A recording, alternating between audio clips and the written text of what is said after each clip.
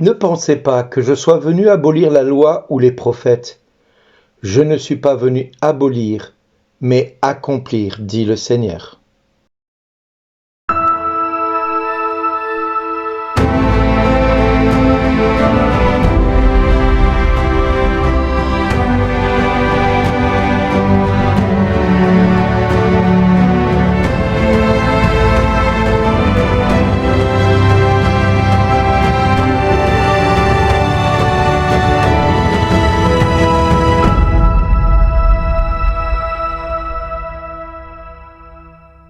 Aujourd'hui, le message vous est adressé par Bernard Dille. Bonjour les amis, Amen, je vous le dis. Avant que le ciel et la terre disparaissent, pas un seul iota, pas un seul trait ne disparaîtra de la loi, jusqu'à que tout se réalise. Donc celui qui rejettera un seul de ces plus petits commandements et qui enseignera aux hommes à faire ainsi, sera déclaré le plus petit dans le royaume des cieux. Mais celui qui les observera et les enseignera, celui-là sera déclaré grand dans le royaume des cieux. Mais de quel commandement parle-t-il le Seigneur ? Eh bien, de ces commandements qu'il a laissés dans le livre du Deutéronome, puisque Moïse déclarera « Maintenant, Israël, écoute les décrets et les ordonnances que je vous enseigne, pour que vous les mettiez en pratique. Ainsi vous vivrez, vous entrerez pour en prendre possession, dans le pays que vous donne le Seigneur, le Dieu de vos pères.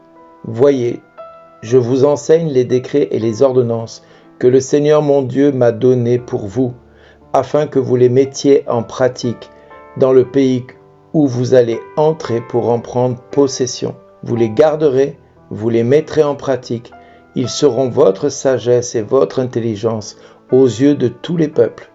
Quand ceux-ci entendront parler de tous ces décrets, ils s'écrieront « Il n'y a pas un peuple sage et intelligent comme cette grande nation. » Quelle est en effet la grande nation dont les dieux soient aussi proches que le Seigneur notre Dieu est proche de nous chaque fois que nous l'invoquons.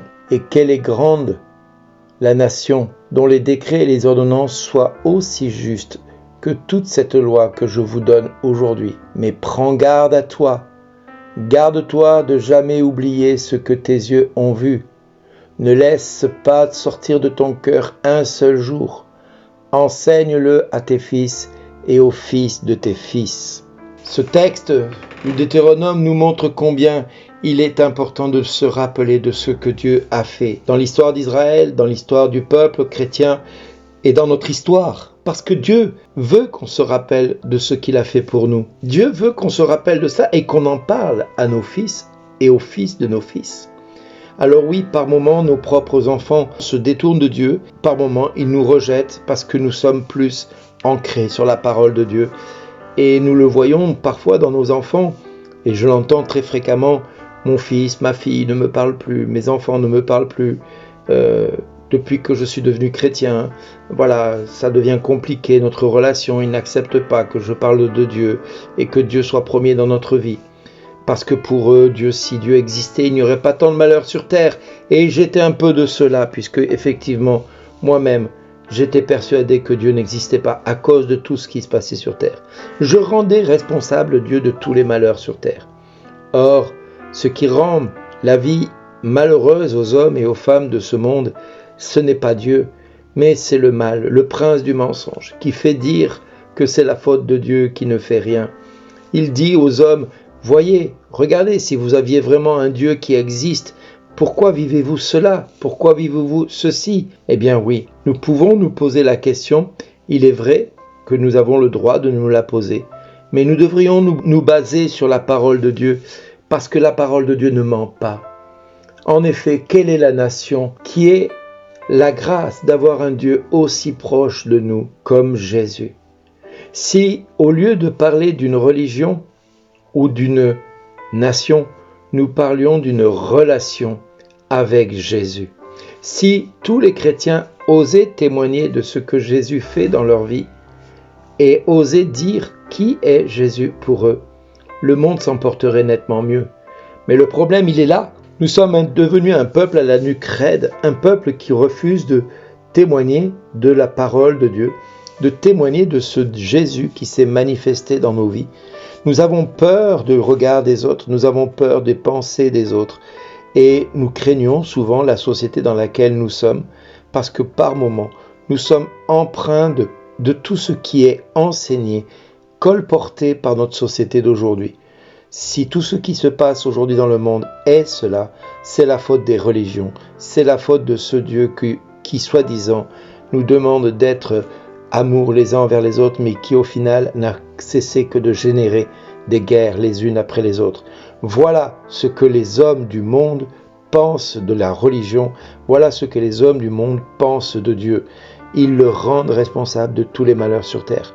Or, ce qui rend, comme je l'ai dit tout à l'heure, malheureux les hommes sur cette terre, c'est ce que l'on fait de Dieu et comment on se sert de la parole de Dieu pour en tirer des gloires et des profits. Beaucoup d'hommes et de femmes dans le monde aujourd'hui parlent de guerre imminente, de guerre terrible. Mais ceux qui en parlent le plus, ce n'est pas ceux qui vont la faire la plupart du temps. Ceux qui annoncent les guerres, ce sont ceux souvent qui jouent sur la peur des peuples pour utiliser les hommes les uns contre les autres afin de faire ce qu'ils ont envie et obtenir des autres ce qu'ils ne veulent pas faire eux-mêmes. Oui, si nous prenions par exemple les deux présidents de la Russie et de l'Ukraine et que nous les mettions tous les deux dans une seule salle et qu'ils règlent leurs différends entre eux, il est bien évident qu'il y aurait beaucoup moins de morts et il y aurait bien évidemment qu'une seule bataille et elle se terminerait par le plus fort qui remporterait la bataille. Mais voilà, on préfère envoyer des hommes, une multitude d'hommes comme de la chair à canon pour en faire un peuple soumis, un peuple qui se détruit et qui s'auto-détruit parce que justement le but premier, ce n'est pas de gagner la guerre, mais c'est de faire du peuple une marchandise, de faire de ce peuple un peuple d'esclaves. Même si on lui dit qu'il est libre, c'est un mensonge. Qui peut prétendre être libre aujourd'hui dans notre société quand c'est la société qui décide pour elle? Mais j'ai envie de vous dire aujourd'hui, prenons et faisons attention de ne pas se laisser manipuler par les hommes. Écoutons ce que Dieu nous demande dans ses commandements. Tu ne tueras point. Et si vous ne savez pas de quoi je parle, eh bien prenez le temps de rechercher ce film qui s'appelle Tu ne tueras point et vous découvrirez ce que cela signifie vraiment. Merci d'exister.